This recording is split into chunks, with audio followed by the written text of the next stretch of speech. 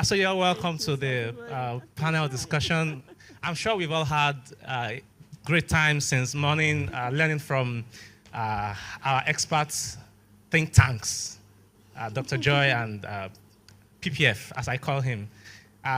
Just before we get deep into it, I want to just lay a bit of context. Sometime 2009, 2011, 12, I had a stint with Praise for where personally worked for a long period of time. And so many of the things he was saying today, I can tell you he was saying some of those things at that time. In other words, he was way ahead of our time. And these things are very relevant today. So I must acknowledge the great work Pastor Praise has been doing over the years. So we're going to just field some questions. We have some questions from teenagers. I am privileged to lead the teens church, and I was able to pull some questions from the teenagers. I'm going to present them, and I'm hoping that maybe some of our parents here may also be able to give some context to those questions and comments. So first of all, they've been doing many moo. They said the doctor should go first. Okay. All right, let's take it from here. Dr. Joy, how do we help children navigate the digital world, social media, peer pressure, without compromising their values? I think we've answered that question in the entire, seminar. You provide guidance. Sometimes parents think withdrawal is the guidance, or what's the word? When something is not there, they won't know about it. That's not true. Knowledge is empowering for the children. So online, you see people say, what's wrong with vaping? It's not real nicotine. It's just vibes. It's just, and online, they're telling the children there's nothing wrong with vaping. And so how do you deal with that if, as a parent, you don't go and find out what vaping is in the first place and what the consequences are of vaping, and then have that conversation with your children? So again, we cannot leave it entirely up to the children, and we now know why, right? They can't. They cannot be left alone. We have to provide guidance for our children. And it's not command and control. It's negotiations, it's conversations, so that they build the intrinsic motivation, or intrinsic, intrinsic motivation to succeed comes from them, as opposed to, my mom, she's not cool, she just wants me. It's my mom, it's my dad, it's my teacher, it's everybody else except them. So when we are not there, what happens? They lose control. Thank you so much. Please, put your hands together for her. PF, I wanted to please pick up from that. We know that a lot of African parents, especially around here, do not have relationships with their children. And what Dr. Joy has said about negotiation, how do parents who have that gap with their children bridge it to be able to arrive at this point of having those negotiations and those conversations? I think someone said that she was going to go back to apologize. And I think that's the first step. You need to get into rapport. Everything is possible in the presence of rapport. And you cannot be a child's teacher without first of all becoming their student. I think a lot of us as parents come with this arrogant mentality that we know everything. And what we say is that, interestingly, the way your child sees you is totally different. Before age 7, they think you know everything. Before age 9, they think you know a lot of things. Before age 12, they think you know some things. See, from age 13, you know nothing. That's why they call you old man and the rest of them. Right? So a lot of us need to get back home. If you have not had that relationship, by asking them to at least assess you. If they have to assess your parenting so far, what will be their grade? 0 to 100. And please don't be afraid of whatever they score you. And then follow up with the next question. How can I be a better parent to you? What are the things you want me to stop? What are the things you want me to start? And then ask them, what will you be willing to do to make me a better parent to you? and then you can agree on, okay, let's review every week. Now, teenagers and young people are most vulnerable when they think they're in control. You don't know the how excited your child feels when you think he has something to teach you, right? And so once you get into that spot where even if it's a dance step, be learning it, right? From that moment, they've given you access into their world. And once they give you access into their world, you can now begin to influence. But you influence on their terms, not on your terms. And it has to be subliminal. So you can bypass. So it's not, we always think we correct behaviors by focusing on the issue, but you can bypass conscious resistance. You can see a statistics, a data, and say, oh, I was just thinking about this thing. Is there any effect of this on this? Can we do the study together, right? And so where do you want to be? Oh, I want to be this. And so if you want to be this, what do you think should be the appropriate whatever? Can I hold you accountable the same way you've been teaching me how to dance and you've been holding me accountable? It's as simple as that, right? So you need to literally create a script to ensure that you get to the outcome. So in the strategy document, we always say that what you want is the outcome. That's the result you want. But the strategy equation is operating environment plus internal capacity equal to outcome. So the internal capacity is where the issues are. To say, this is the outcome I want. Do I have the internal capacity? What are the gaps? What do I need to embrace? What do I need to learn? Once you do that, trust me, you get into their world and you'll be able to influence them effectively. But they have to admit you into their own world, or else nothing will happen. Thank you so much, sir. Blessing Please, I want to ask the audience, please let us write our questions and give to the ushers so that it gets to us here. Thank you. Okay, next question? No, I'm still catching my breath. Okay, you're going to answer too. Okay. Okay, ask me. All right. Let me take a statement from the teenagers. So this is from a teenager. It says, I might have made mistakes in the past. Why is this difficult for you? Why is it difficult for you to trust me again? Parents. This teenager says, I might have made mistakes in the past. Why is it difficult for you to trust me again? I don't know. Do you have anyone who would like to? A parent? Okay, then let's begin from here. Children don't understand why parents can't forgive them. Mm-hmm. They don't understand it. Especially those of us who are believers. We preach forgiveness. We talk about it, but we don't practice it when it comes to our children. That is how you broke the TV 2 years ago. And that is why you can never watch TV again or something like that. And so the children are confused, honestly. They're wondering, but you said we should forgive. I apologized. I did this. Why is it that I'm now imprisoned forever? It's life imprisonment because I made a mistake. Yes. But even the prison houses, like we call them, the prisons are not punishment houses. They're correctional facilities to correct the misbehavior. So it is a cry a lot of teenagers have to say, I made a mistake. I can take the sanction, but why is it now a permanent sentence? So as parents, we need to really think about who we are and what we do. I used to say to my husband often that, you count my sins against me.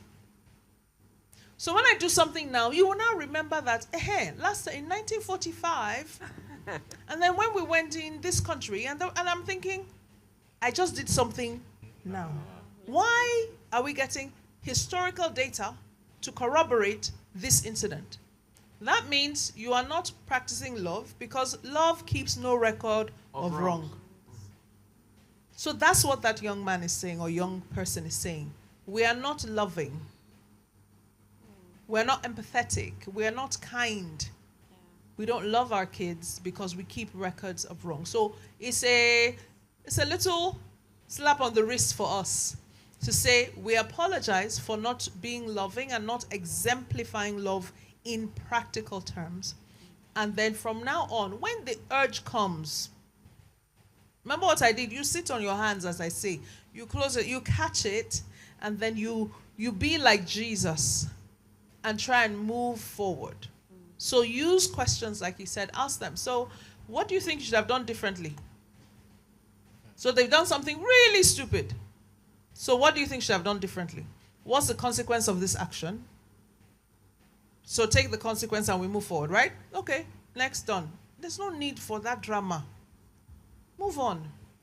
Thank you so much. Thank you so much, Dr. Joy. Thank you so much. PF, my parents are separated. I am 20, and I see my dad trying to act friendly. Why is he trying after leaving me to figure out life myself, and it's already too late? It's not, honestly, it's not an easy situation. And I think it's a wake-up call for a lot of people who are navigating divorce. For us to understand that you can, so the way I love to look at it is, when divorce happens, there are two movies. The two movies is, the first movie is The Broken Marriage. And there are two main actors in that movie, the husband and the wife. Now, the other movie is a co-parenting. There's only one actor in that co-parenting movie, and that's the child. The two other people are supporting casts, support cast or whatever they call them. Now, a lot of the times, people don't stay in the location of, they bring the role in the broken marriage into co-parenting. It's not supposed to happen.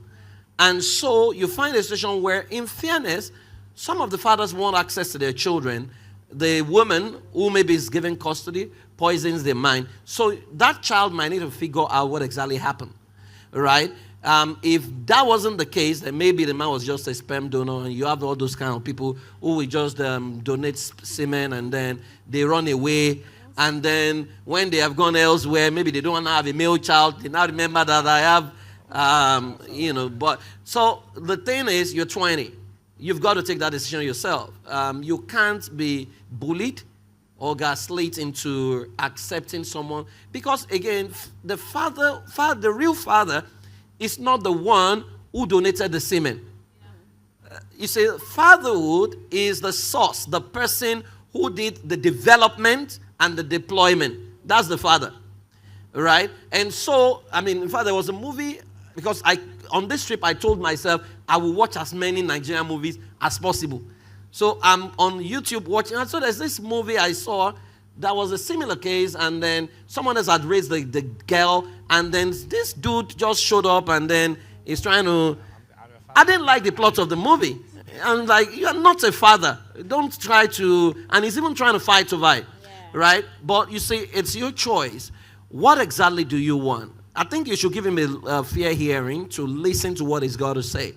People do the best they can with the resources available to them. When you listen to him, you can now decide.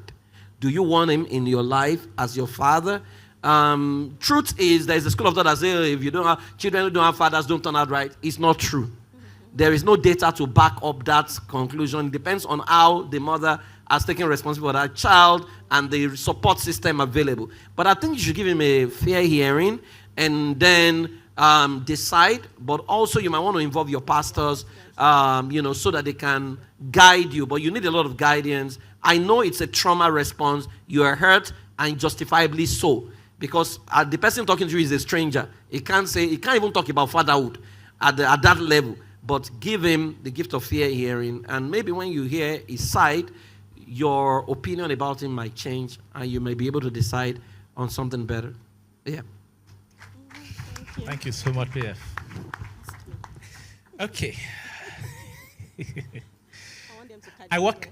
This question is a blessing. I work a very busy job, and I have no idea who my daughter is at heart. How can I connect with my child and be an active part of her world? Wow. So that parent is very busy. How old is the child? Was it specified? It wasn't. There's no age. Okay. So yeah, like I was talking about the other time, I said we can be present parents, even if we're not physically available. But when we're physically available in the home, what do we do with the minutes we have? You can say you have a very busy work, but it can't be 24 hours. it can't be 20 hours. We still have some few times. So what our parents can do is to focus on quality rather than quantity. You can have good 20 minutes with your child to listen to your child. The challenge that we have sometimes is that we want to listen to respond. We don't listen to understand what the child is saying. We don't pause before reacting. We are fast to respond. We are fast to react. And last night, before one of my princes slept, he told me something. I can imagine he was just about to sleep. And he said, Mom, I want to confess. These were his words. I want to confess something to you. You know, growing up, the word confess, in your head, you're like, oh my goodness, what is the confession? And he said, I want to confess something I did. And I was like, okay, what happened? And he said, I know how I tell him not to play ball in the room, that he actually played ball in the room when I wasn't there, and the ball hit the bulb. And he used a stick to push it. You know, children, he's 8. And when he said it, I said, okay, is that all about the confession? He said, that's all. So I said, okay, so what did you learn? He said, Mom, like, you were right. I shouldn't play in the room. He answered it himself. I did not have to say anything. And what did I do? I thanked him for confessing, telling me. Because next time, I want that communication line to be open. So that parent, you say you are very busy, have a to-do list. The same way we have a to-do list. And we plan everything. My manager today, 5 minutes here, 10 minutes. Put something, 15 minutes talk time with my child. Ask questions and listen. Sometimes you don't ask questions as if you're judging your child or criticizing your child. You just ask something, you don't just go like, what is this? You say, that time in your class, when your teacher was angry with you, what did you do? Your child is already looking like, Mom, were you in school? Because it's just psychology to know that there must have been a time that the teacher said something. So just get your children to have conversations with you. And once they know that for every time you talk to them, you're not lecturing them. You're not looking for the problem in their space. You're not saying, you're so dirty. See how you kept your things here. Why are these things here? If you intentionally want to know what is in the heart of your child, you have to talk to your children.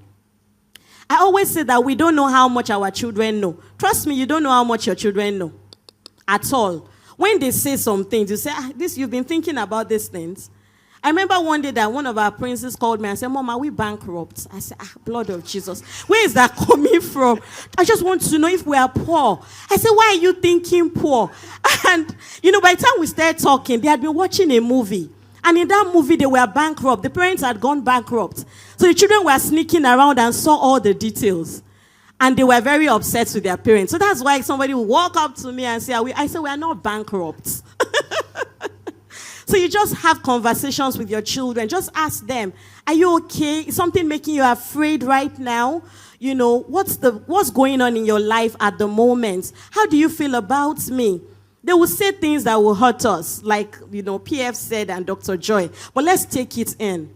So when our children ask us questions, let us listen to understand, not listen to respond. Thank you. Thank you. Thank you very much. Thank you very much.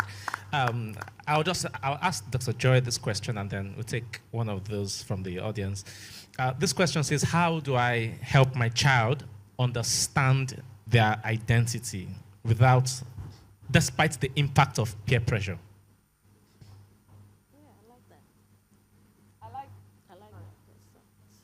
I like tools.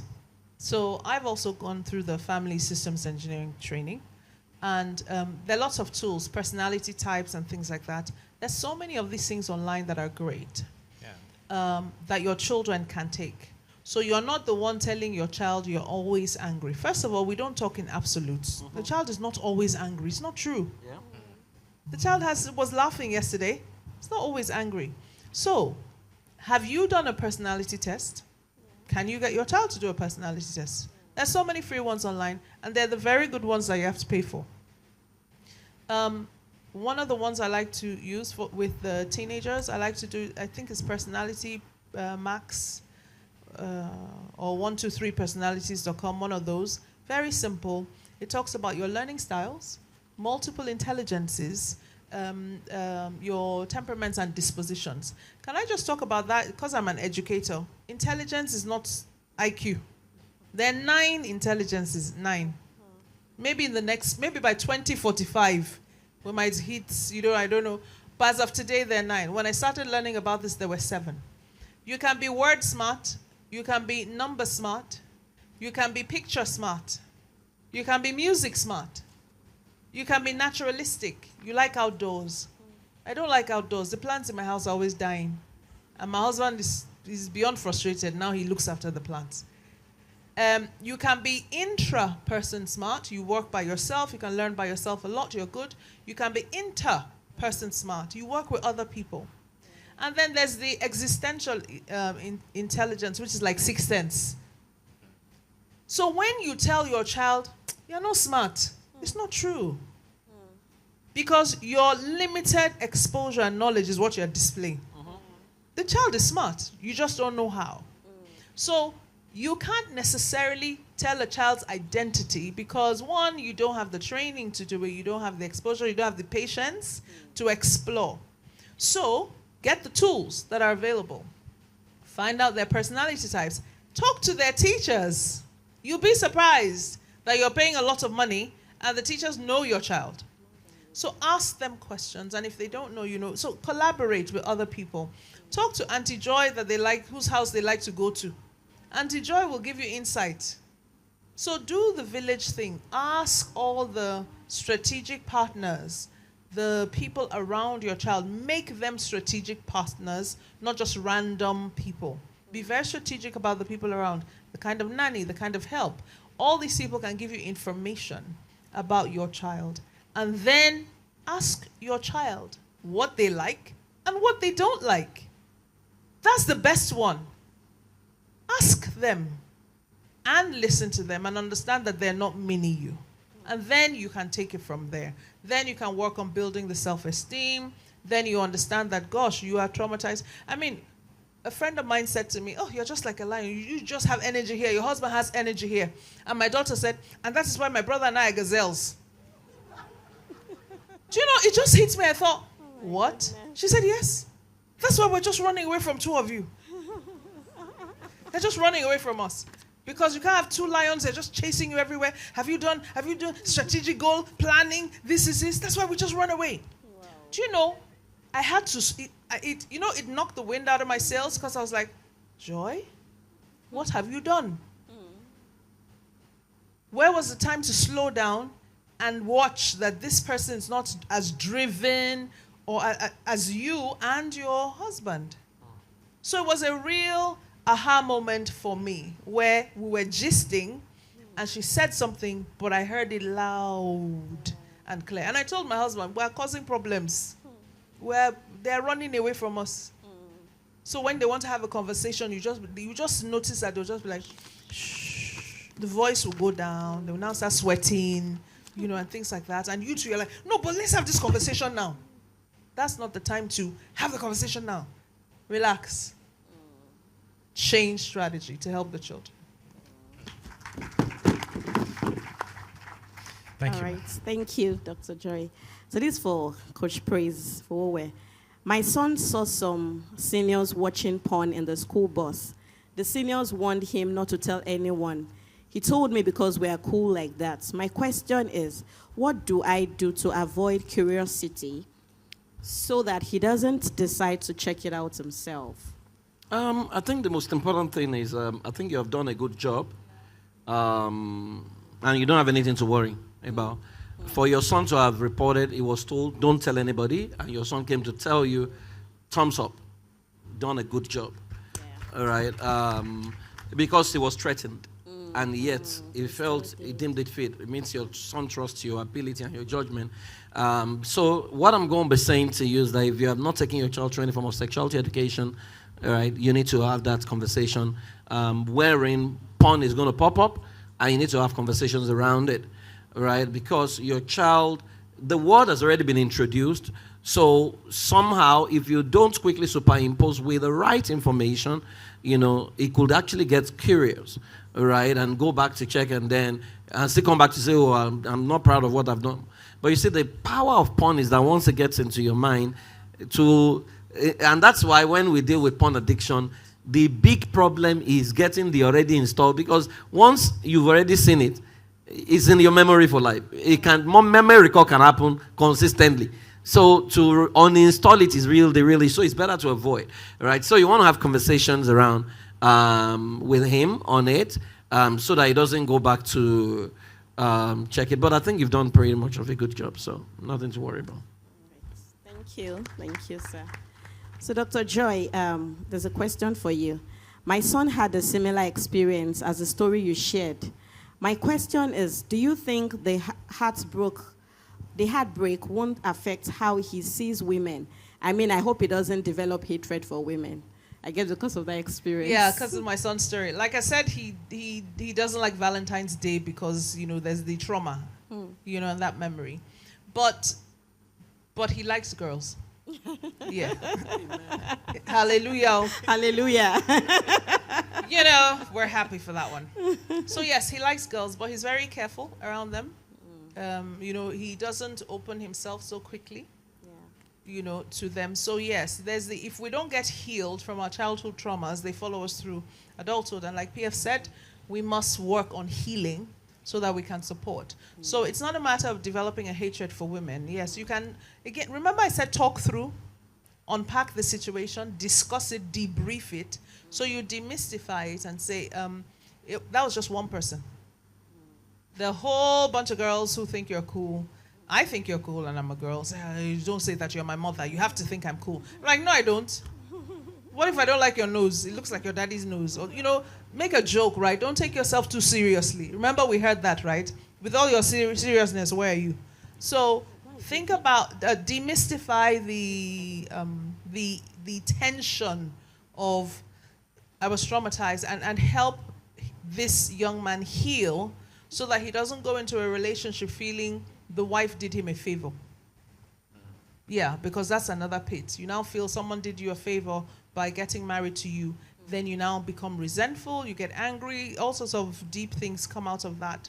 So let's get the young man to heal and to understand who he is. He's precious, he's loved, he's tall, he's handsome, he has bow legs. Some girls really like bow legs. Whatever it is, build that self-esteem, help him heal and move on from that. Thank you, Dr. Thank Joy. you so much. Okay, there's this question. Thank you. Are there signs that show that we are parenting out of anxiety, pressure, or exhaustion, and how can we reset? Are there signs that, listen, okay, are there signs that show that we are parenting out of anxiety, pressure, or exhaustion, and how can we reset? Okay, I think I mentioned a little bit of it when I was speaking. There are always signs. We have the physical signs. We shout. So when a lot of people shout, or parents are shouting, mothers are angry, sometimes mothers are just tired.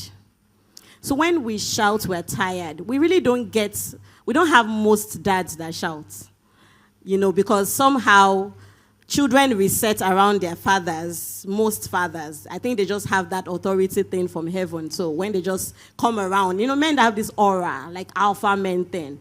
So when they just come around, the children just reset. But how you can observe your father, how you can observe yourself as a man, the sign that shows is when you don't want to go home early. It's a sign that you are stressed. You might not want to go home early, or when you get home, you get deep into work immediately. You don't have time. Like when you come back, there should be a time to say, I'm home now. Can we just, have a conversation? Can we laugh? Like I said, it doesn't have to be many minutes. So sometimes we're thinking, 1 hour. We're thinking, no, it doesn't have to be a lot. So when we also notice that our children are avoiding us, we should be able to know. Sometimes our children see that we're irritable, and little things, we just shout. So if we don't pause before we respond, we'll just see that we're just going to keep shouting on our children. And we can beat our children before listening to them. You know, some people are very big on their hands are fast, or the omorogun. I don't know when we were growing up. Your parents had this thing they used to turn eba. And before you know what is happening, it's landed on your head. And child said, Mom, it's not me.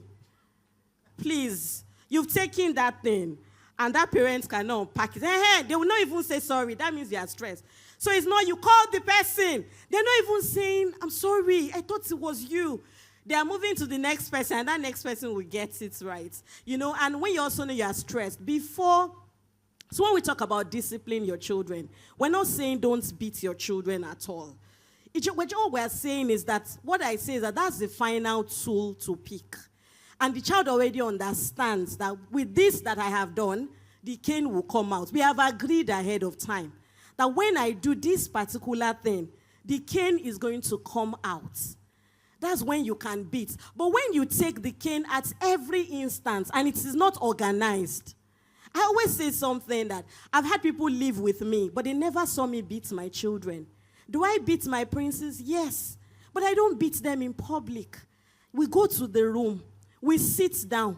We have a conversation. Then when we are done, I say, bring your hand. Now, when I'm having that conversation, when I'm walking up the stairs, I'm using it to calm my own emotions. When I'm talking to them, I'm using it to calm down and say, you know what you have done? So why do I want to spank you? It's because of this, that. Can I now start spanking you? And I give a child 3. And the child knows because it is organized. I've planned to give 3. So I'm not giving 10. It's not, it's not unorganized. A lot of us do unorganized beating. You slap. I've never slapped my children before. Why? I'm just trying to control my emotions. You knock. You take a shoe. You throw it at your child. At the moment you do that, you are stressed. It's a sign. It is a sign. The moment your child is talking and you don't take time to listen. Sometimes I'm so stressed. And I tell my children, you know what? That thing you want to say, write it down and pass it under my door. It is just how you know how you're feeling at that point. So as a parent, you should be able to know that when you are stressed, there are things that you do. You become angry. You bring the problem of work. You bring it home. You're supposed to drop it at the door before coming in and welcome your children. But it has to be intentional. And that's why I said we need to understand our emotions and regulate them. So you know when you are tired, you know when you're overwhelmed, you know when you are burnt out. And let your children know. I tell my princess, Mom is tired right now. My princess can call me, oh my God. If you come to our house, you hear Mom, Mom, Mom. And even my husband will say, can people stop calling Mom for now? And sometimes I'm not even hearing Mom. Like, I've gotten so used to it. When my siblings come, they're like, you guys, you're so much on your mom. And I'm like, there's so much on me. So sometimes we are stressed. Let them know, you know what, just leave me for now. Let me catch myself. So learn to know yourself. Understand yourself. I recommend this movie, Inside Out 2. You can watch it to understand how our emotions behave and react so that we can be in charge of them. Thank you. Thank you, Blessing. Thank you very much. Thank you very much. We have a number of questions that are very similar. So I'll just try and paraphrase. So there's this question about a young lady whose father was very harsh with her growing up.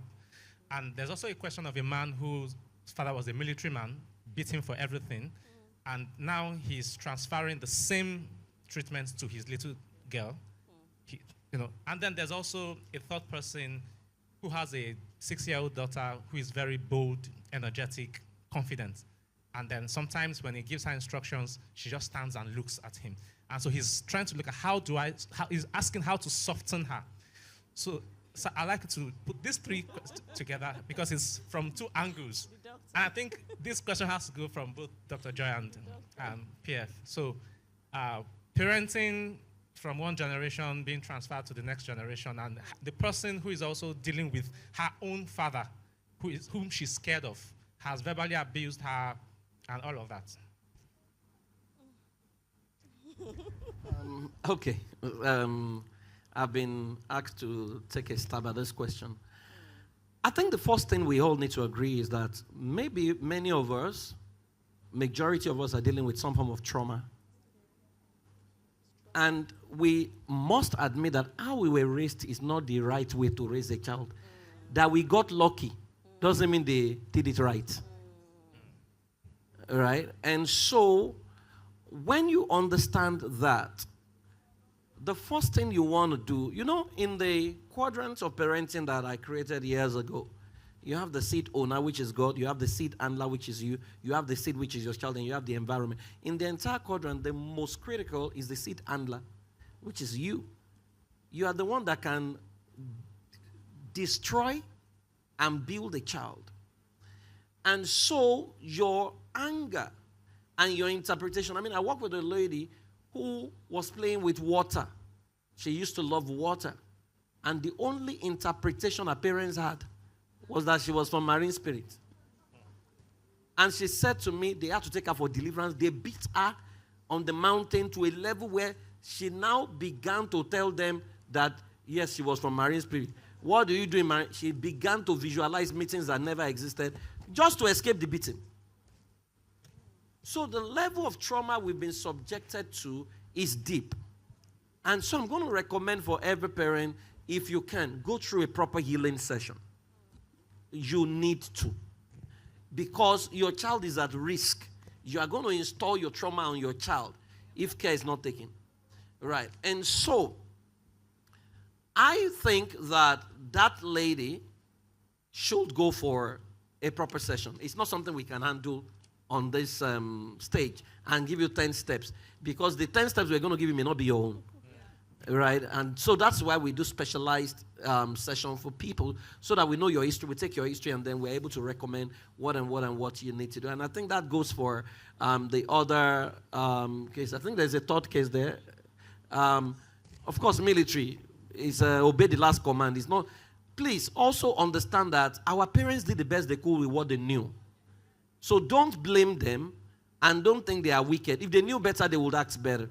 Right? And so, but you must now be the one who must not pass the baton of pain and trauma to your children by being the one, the healed one, so that you can get better with your children. That's what I think. So Pierre, thank you for that response. I want to just ask something to continue what you said. What if is the husband, that's the father, came from that military background. The mother does not like what the father is now doing to the children. And she's telling him that we shouldn't parent this way. We're talking about, intentional parenting. But the man says, this is what I would do. So they don't align as parents. So, and that's why premarital sessions must be normalized. Many people are getting married to unbelievers. Now, where an unbeliever is not a Muslim or marrying a Christian, where an unbeliever is someone who doesn't believe what you believe. Because unbeliever is not a spiritual word, it's an English word.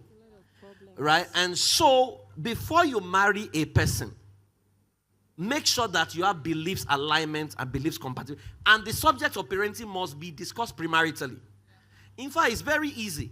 The person that had a better parenting system or parenting experience is the one that should take the lead.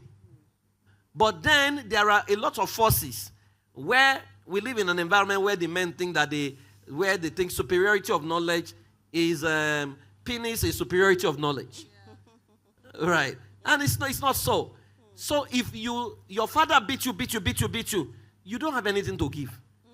If your wife is from a family where, that is on a first name basis, everybody plays with daddy, God brought her into your life.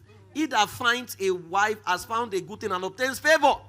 So that favor is surrounding you like a shield. But then you need sanctified common sense to recognize that favor.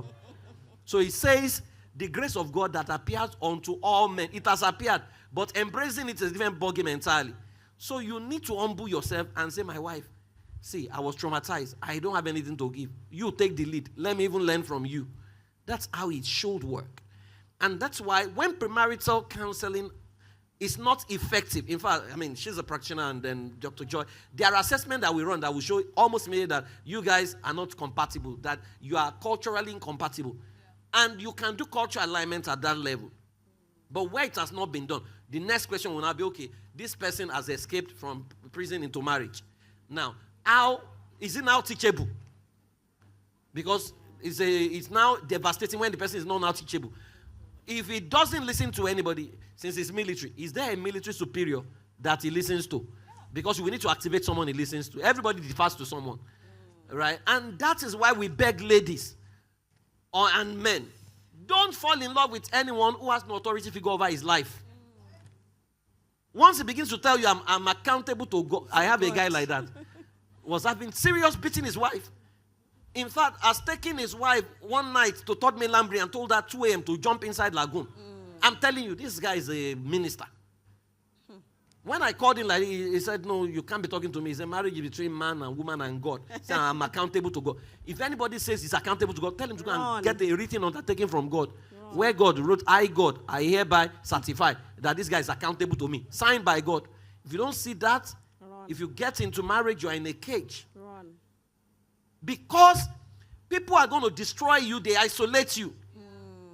So once you begin to see someone and it begins to have a problem with all your friends, your support system, and begin to say, no, it must just be the two of us. You know, why are you talking to your pastor? In fact, some of them will bet you. Is it everything we are doing that you are saying, why should we be? Are we not my church? A man that wanders away from home will rest in the assembly of the dead. So they need to isolate you, to molest you. So don't, once somebody begins to have that conversation, run. Because what she's talking about is a preventable issue. And you know, the Bible's definition of a wicked person or a fool is someone who sees evil and runs ahead. Because wickedness and foolishness is not an insult. It's a description of a behavior. A good man sees evil and hides himself. So if you can spot evil, and if you can't even spot evil, that's a bigger conversation. We can't even be talking about that. So please, let them activate someone that is superior to the person to maybe call him to order, appeal to him.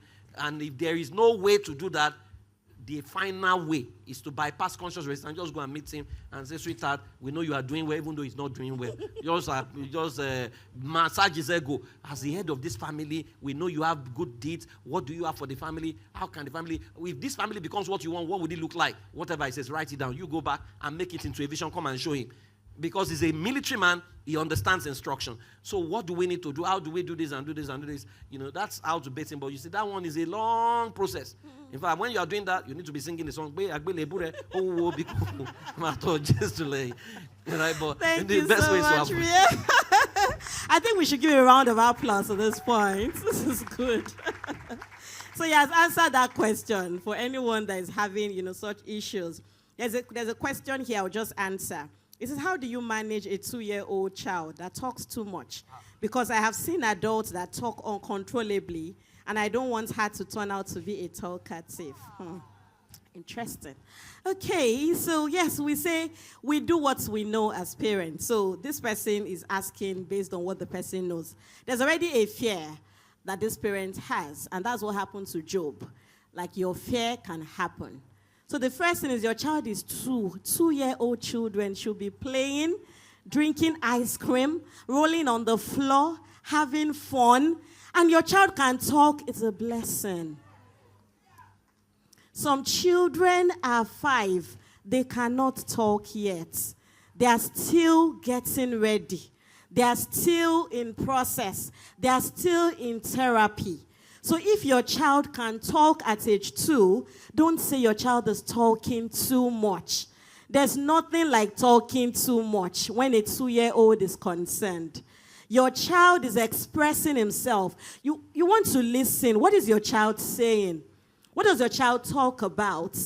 The child is 2, so I don't even want to tell you to tell the child to go and read something and come and present to you.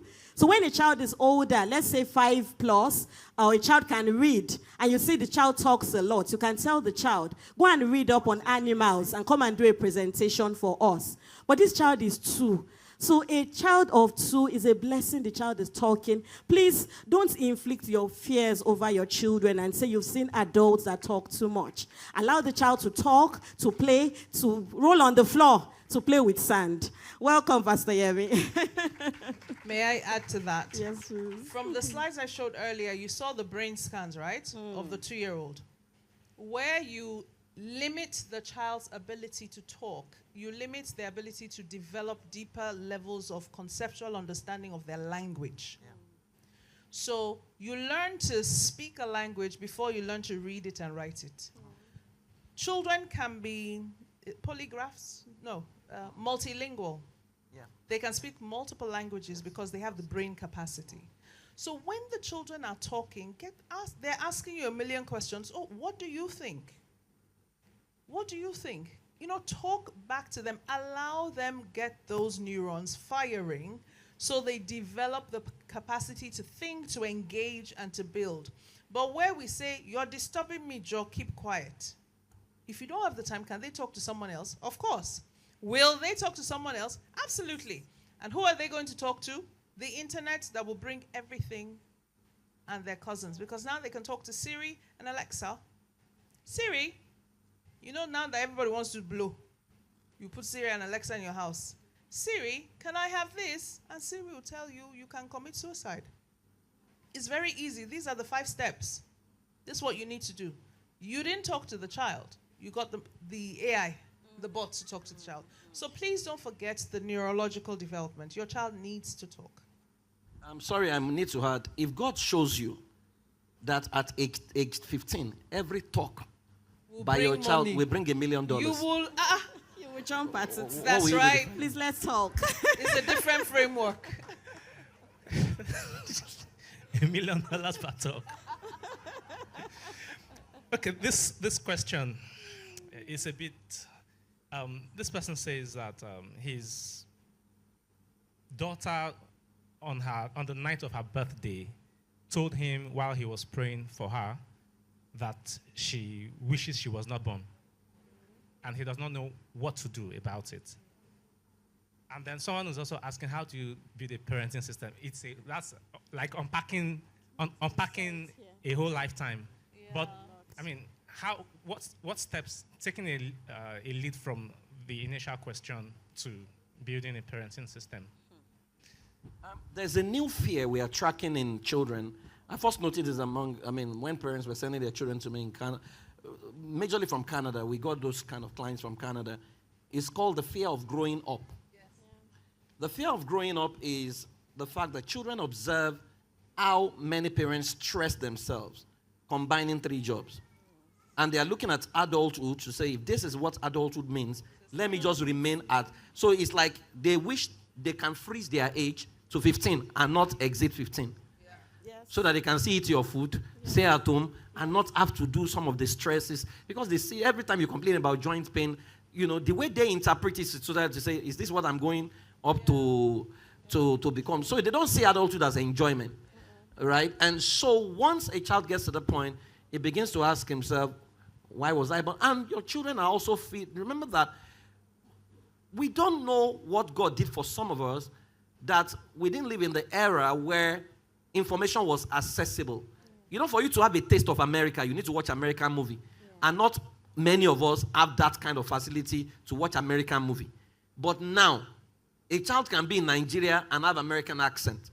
Right? And so when they watch their world, there was a time my son had a conversation with me that why does he need to go to university? Why does he need to do all these things? And I'm asking him, oh, so why are you having this kind of thought? He said that because I'm looking around and I'm looking at all the evil around the world and I can't understand why accidents happen, why people kill people, why ISIS is doing these things, and why Donald Trump is bullying people. He said, I can't understand. So why do we actually need to do many of the things we are doing? Where does it end? Valid conversation, right? And so you need to first acknowledge your child's fear as valid, because I'm sure there are times that you also wish you were not born. If Sapa handle you like this, what am I doing here? Right? Isn't that why we want to sometimes run to heaven? Isn't that why we even sing about heaven? There's a good place we are going to rejoice. That's why we want to, even though we don't want to die anyways, right? And so it means your child is thinking. Right? But then you want to find out at what point. Because those things are not things that just happen. There is a trigger. There are significant emotional experience the child has had that is in fact, it's not impossible. If a child is saying, I wish I wasn't born, could it be that child has been tampered with and there's something going on there. So you want to find out. If you can't find out, please get a professional to help you psychoanalyze that child so that they can figure out what is going on. But there are statements people make carelessly. So when an adult, for example, says that love is overrated, it's a trauma statement. right? Marriage is a scam. It's a trauma statement. Adulthood is a scam. It's a trauma statement. But people just think it's a normal statement on social media. That person needs a not psychiatry, maybe psychiatry evaluation, because psychiatry evaluation, it doesn't mean you are running wacko, right? You just need some form of evaluation so that they can help you situate what is going on and help you. Dr. Joy. 2 seconds. Please, parents, don't be afraid. Don't think you have failed because your child says they want to die. Yes. It's not on you. Okay? Somebody could be bullying them really badly. Something could have happened. And they just think, I don't want to be here to go through this. I have 2 adult children, and the older one's 26. And once in a while, she says, I'm going to move out, I'm going to move out. And then later on, it's like, we can't afford to move out.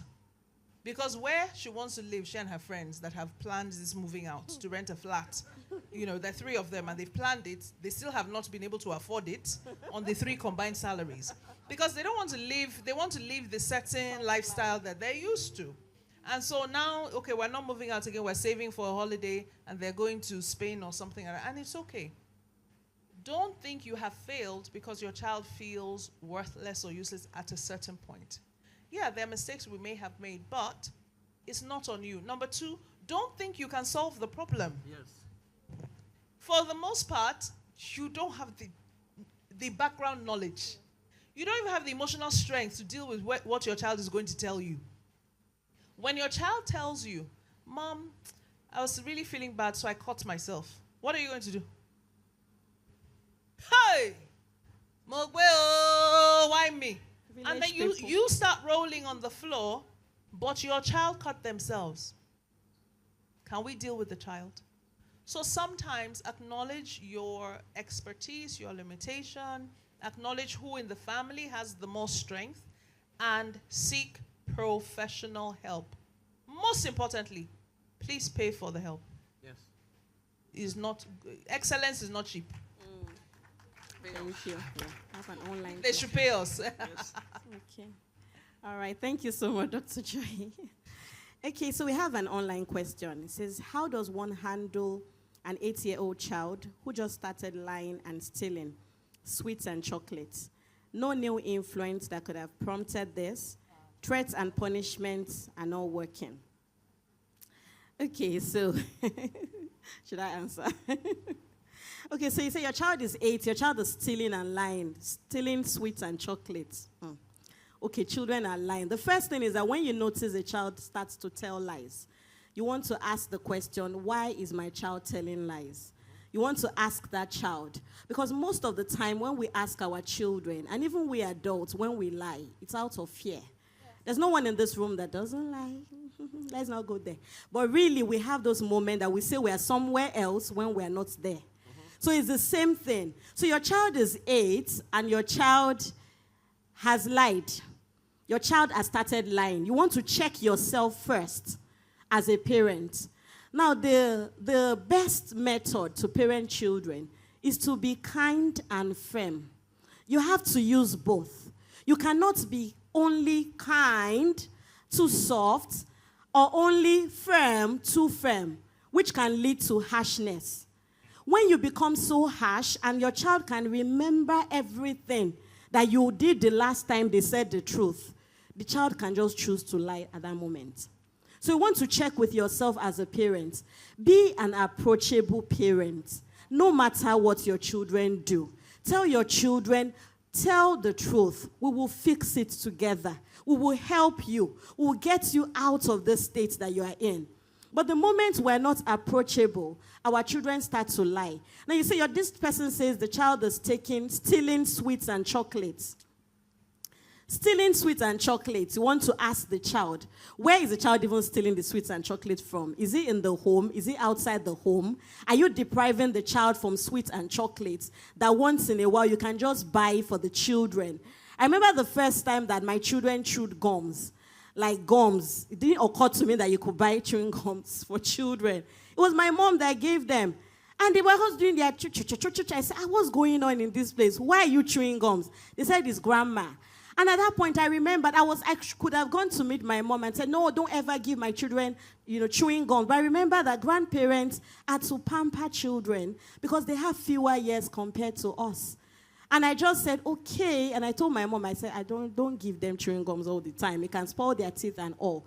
So sometimes you have to, don't only say, oh, because I know sweets and chocolates will spoil the dentition of my children, I will not buy sweets and chocolates to this house.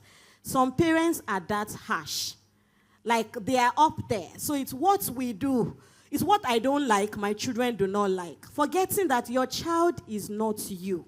You might not be a sweet tooth. Your child might be a sweet tooth. So since this child is 8, have a conversation with this child. And you want to know, why do you tell lies? Why have you started telling lies? The person said they've added threats and punishment. This is not a threat and punishment matter. And also you need family values to say in our home, we do not lie. We say the truth. So if you don't have family values at all, it will be all over the place. So your children need to know that in this house, when I lie, I come and report myself. When I do something bad at school, I come and say, Mom, I did this. And I know the consequence already. So as much as possible, have conversations with your children. The first thing when they report to you that your child has stolen, don't slap that child. Don't beat that child. Sit the child down and have conversations. Because some of us still remember when we were young, that uncle, that auntie that came home to report to your parents, and your parents did not consult you. They didn't ask you anything, and they just started mishandling you. So ask your children so we don't make the same mistake. Sorry, I would just like to add, lies, the psychology of lie is that you have not created the environment where I can be honest. That's right. That's right. Because, and I don't trust you to accommodate my truth. Because the last time I was truthful, I still got punished. So it's to avoid pain. Yes. That's why the child has read the room to know that this person, if you tell them the total truth, they can't take it. They will punish me, they will shout, they will scream. So to avoid that pain, let me paint a narrative that they can relate with. Yeah. So it's not on the child, it's on you. You need to check the environment you have created. On stealing works with scarcity. Yeah. Almost everyone in this room, I don't know the kind of family, but if you grew up from the typical African family, that's why I say that corruption started from the dining table. Daddy will take 6 meats. Mommy will take 3. They will now give a child that, not half, communion item, communion item. They will give you one chin in one. In fact, they can give you the leg of the chicken. It's not thigh, leg. They will now put a condition to it. To say until you finish the food, you will not have this leg. So a child begins to think, what have I done to deserve this? So he begins to help himself to some of these things. Because stealing works with scarcity mentality. You don't steal when you have abundant mentality. Do you understand? So you want to, like she rightly said, and please, your appetite cannot determine the appetite of your children. I mean, someone was taking, in our house yesterday, someone was taking pap. And I felt trauma almost immediately. And she said, PF, I said, because you don't know what pap does to me. It was my father's favorite food, so we had to take pap 4 times every week. Against my wish. That was your experience, was it? Okay. So every time I see pap, it reminds me of pain. To say this was punishment. There was rice. It's pap that will now be 4. Rice is not 4 times. Right? And so we need to understand these things and figure out, your child wants chocolate, let them. You know, Dr. Miles said something. And Dr. Miles said he wanted to, his father used to drink, so he wanted to start drinking. And he said what his mother did was that his mother went to buy a pack of beer, an entire crate, and said, you want to drink? Start drinking. So he drank 1 bottle. By the 2nd bottle, by the 3rd bottle, he started throwing up. He said the pain he felt made him develop perfect hatred for drinking, and he never took any bottle of spirit from that moment. Right? So have conversations with your children. You need to find out their why. And you need to figure out the environment. If you create an environment, you see, there are 2 motivations for change, love and fear. Right? Many of us have not been taught how to love. That's why the lowest prayer response in church is, God, show me how to love you.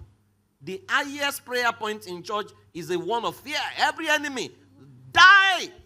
Even the way we vibrate around that prayer, you will know that we love to. Some of us, it's just that we don't have gun. The way we would have been operating. Right? So let's normalize the love of God. And let's normalize love for people. When your child learns to love you, they will know there are things they can't do out of love for you. Because if it's out of fear, they have been doing. That's why threat never works. They will just do it and say, Kojegbalo. You know, so please, let's be guided. Thank you so much. Please, let's put our hands together for PF. This will be the last question. So there are like 4 or 5 questions I'm just going to put together. So someone is asking a question that borders on co-parenting. You know, two people separated and then they need to co-parent. And then there's someone who is asking a question around the absence of one of the parents. And then there's also the single parent. So this is a 3-dimensional question. Co-parenting, parenting as a single parent, and then the absence of one parent. And then there's someone who has been cut off from their child for some years, no communication. What do they do to reconnect? Let me start off with the co-parenting thing from people who are married. So I think when my son was around, maybe when he was 14 or so, he said, or the children, you know, when we were talking, they said to me once they thought I was a single parent. Yes, and my husband lived in that same house. But they thought I was a single parent. And why is that? Sometimes 3 days in a row, they have not seen Dad. Because he comes back when they're asleep, and we leave before he wakes up. Because we go very, very early. I used to work in school as a teacher. You would leave the house at 6, so you get to school on time, and the children were in the school, and they would go with me. So I remember that period of time in our lives, and I remember very clearly pushing my husband consistently, you have to go for parent conference. I work in that school, you must come.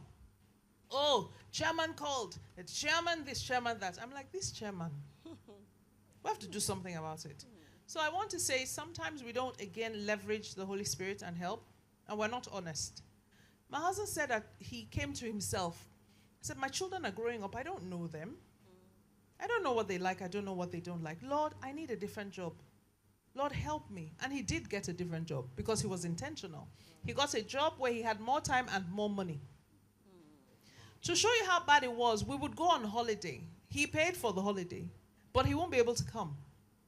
Because chairman said and chairman said. If you do not desire a relationship with your children, you will not be intentional about booking the appointments for the busy parent, like she said. You're busy, you're too busy. Okay, book the appointment Tuesday, 6 p.m. Tuesday, 8 p.m., whatever. Book an appointment with your children so you can engage with them. Co-parenting is a challenge for us as Africans because when we don't like you, we don't like you. Yes. We don't collaborate. Remember he said, right? Historically, we don't collaborate. So all of a sudden, you don't like me, I'll show you. You won't talk to my children. And then we poison the children against each other. Yeah. So it's very, very tricky to co-parent. That's why it seems the foreigners do it better than us. Yeah. Because they understand how to collaborate. In fact, I taught a child whose parents came for, a South African family, came for one of those Christmas production things. Mom came with the new husband. And Dad was there. So Mom, Dad, and the new husband came for Little Johnny's Christmas production. And I remember us, the teachers, gossiping, saying, look at these white people. How? And they sat in a line. Yeah? Incredible. But they did. Because they were able to move forward and move past it. The fact that we don't like each other doesn't mean we must kill each other. And doesn't mean the children must suffer because we don't like each other. It is tricky. You need counseling. You need help. And please, can we stop? Can we be like Liverpool? Don't walk alone. Sorry to the non-football fans. Liverpool won the league. I don't support Liverpool, but I like football. Sorry to Arsenal fans. Yeah. He said that, not me. Don't walk alone. You have the Holy Spirit. You have a company, an immeasurable company of believers who are here to support you and help you through the traumas, help you heal. You have strategic partners, your school teachers, the counselors, the teens church teachers, junior church teachers. They are your strategic partners in raising your child, in you working through your issues. So collaborate with all the stakeholders you need to get the support you need to raise the children. Don't suffer alone. That's what I would say to that. I think she's pretty much said it. The other part is, you see, this issue of one person is not present, one person is not. A child needs to be a responsible adult. Yeah. Whatever you need to do to make it happen, do it. If the father is not available, you have uncles, you have people in your family, you have masculine people around you. Find a responsible one that can mentor the child. That's what you need. And for the person who says that you have no access to your child, please, if you are in Lagos, go and report at the Office of the Public Defender or DSVA. There are measures by which this can be done. It's not that deep or difficult. Lagos State has been made, other states are still struggling, but Lagos has made it very easy. So go and they will call you to a mediation table. Most likely, I might even get involved, and then, because you deserve to have access to your child, So basically, I think that's just the additional thing I want to add. All right, thank you, PF. So I have the final question for you, PF. It's an online question. It says, my youngest son came home from school and said, can I be a girl when I grow up? His dad spoke to him one-on-one about it, and he said he would talk to his teacher. So how can these parents go about this? Why did you say A? So this is the challenge. I think because we are so used to social media and we've been poisoned, even every honest question feels like it's just a simple English. Yeah. But then you have thought about, he didn't say, can I be gay? He didn't say that. Can I be a girl? Right? So it's every time a child asks questions, it creates room for interaction. And you need to get curious. Oh, you want to be a girl? Why? I wanted to be a girl when I was a child. You know why? I had our firstborn is a man, but he was never at home. He was my senior. But then I had 4 sisters after him. So I was always around my sisters. I was always, we're always talking girl stuff. They are plaiting my hair. So naturally. So you need to ask, why would you want to be a girl? Right? It might tell you, I realize that, girls plait their hair, girls are more fun. And because girls actually have more colorful stuffs. The color is always pink, while the male color is very dull. And then the things they get, Barbie doll, and then you are giving us machine to be playing with. In fact, in some cases, they are playing 10-10 in our age, and then we are rolling tire. We are always doing the uninteresting stuff, right? So you want to have a conversation. Don't overthink it, right? And when you now get to know why, right, it's an opportunity to say, okay, have you thought about this? Have you thought about this? So what does it mean to be a man or to be a male, right? It's an opportunity to reinforce, who he is. It's a question of identity thereabout, and it's not that serious, right? Always normalize finding why and how. Once you do that, because a lot of you, your mind would have gone very far, and in your agitation, you are going to talk to the wrong people who are unlicensed professional. And then they are going to tell you there's one spirit that is responsible. That's how you will enter another journey. Right? I'm sure you are monitoring cases on social media of somebody that entered the journey from one prayer meeting, and before you know it, that's how people enter things. Because you have not taken the patience to understand what your child is saying. You have just used everything you have had on social media to conclude the thing, and then you are running from pillar to post. Please, if you are not sure, ask a professional. That's why Pastor Bimbo, is an expert in children matter. Ask her, book appointment. Ask Leke. Ask, you have here, Zuri, all of them. And your church has some of the best resources when it comes to raising people. Maximize. Ask when you are not sure, than to go and ask one funny person who is an illiterate himself, and then will manifest one spirit. And then we run into what you didn't plan to run into. I love the spirit. Remember what I said when my son told me he had 2 girlfriends? Imagine that I had said, the spirit of polygamy for my grandfather. And it was very innocent. People looked after him when he was sick. So, they're his girlfriends. Very innocent. Please don't jump the gun. Don't assume you understand it. Ask questions. Ask questions. Don't transfer your fears to the children. Please pause and ask questions. Thank you. Thank you so much, Dr. Joy. Thank you, Coach Praise for Wowe. Thank you, everyone. Thank you, Adeleke. And thank you very much. Please let's put our hands together for them as they have so many things to unpack. They said a lot. Listening to respond instead of listening to understand, you should listen to understand. We don't talk in absolutes. We do what we know as parents. Motivations should be for change. Motivations for change are love and fear. Yeah. And finally, ask questions. Thank you, everyone. Thank you so much. And we could not answer all the questions.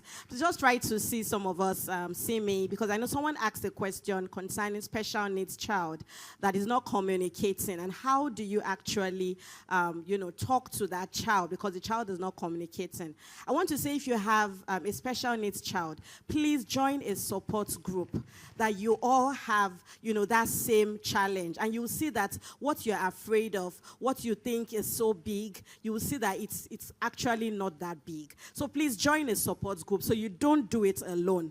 If you do not do it alone, you will see that they have different ways. With what we said today, we don't have professionals around that speak to autistic children, and children with different health challenges. But please join a support group and look for the good ones. You can see me if you know me and you send that question. Thank you so much.